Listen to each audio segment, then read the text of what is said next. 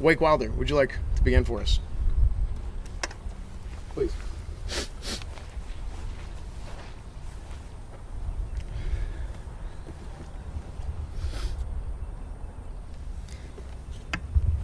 It's okay. Take your time. It's okay.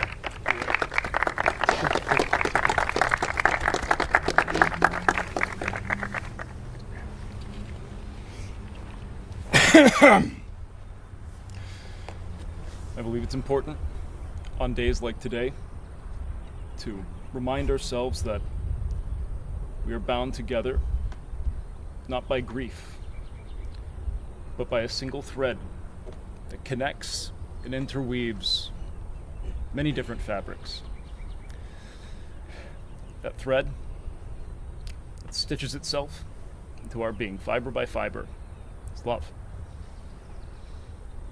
And what we learn from love. I believe that with each loss, we observe in us how it is that thread changes the tapestry of the self. Correct? So we look for a moment and see that while the physical presence of Dedo, both floppy ears, all four furry little paws, while they may not make their way across the carpet, they do dance eternally in memory. Remember now that death is far from final. It's far from finite. Life doesn't simply end. It endures. It's a fertilizer. And it teaches us to, in many ways, see. Guys, I think now would be a great time to tell y'all that I know that everyone's having...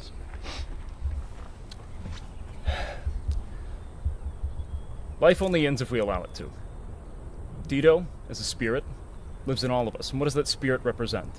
Well, it's the spirit of togetherness, the spirit of friendship, the spirit of tolerance towards most people. Not all. Dedo was someone who was able to coexist just as well with his friends as he was his most sworn evolutionary enemies. He had predators surrounding, seeing over top, pawing from atop his enclosure, and they were able to run side by side, paw and paw, along the very same carpet. So when we think of death, we think of the loss of a physical body, but what we have to remember is the absolute endurance of the lesson that physical body serves as a conduit for, correct? That lesson is love. That lesson is togetherness. That lesson is what it means not to love when convenient, but how to love, even against those, even towards those who seem to be otherwise against us. Dedo was many things.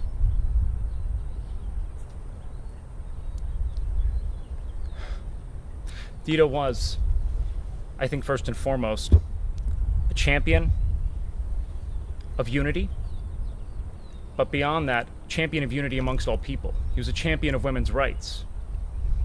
Dedo munched more carpet than probably anyone in this audience. And I like to think that in the next life, there's an infinite stretch of carpet for him to munch again. Amen. And I think what we can all take from this is, while you might not see it as the most vital, the most necessary, the most imminent thing, think about how you can munch a carpet of your own. Think about how you could... And sorry, I'm moving.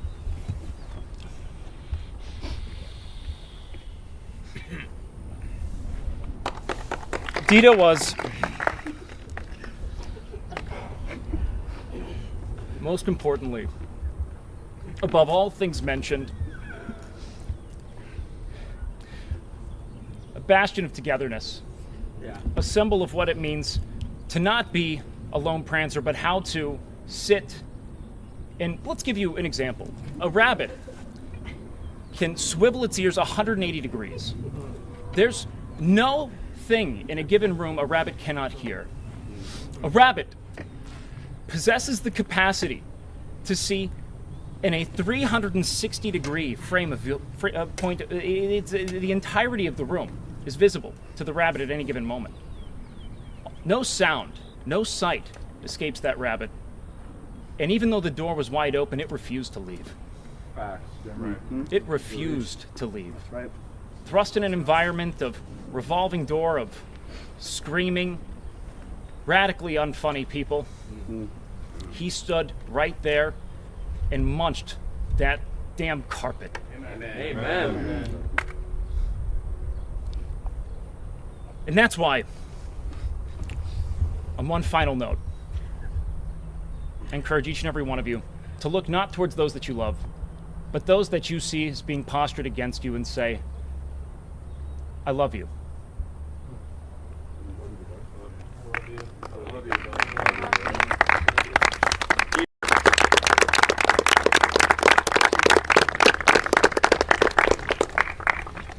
And before I really forget, okay?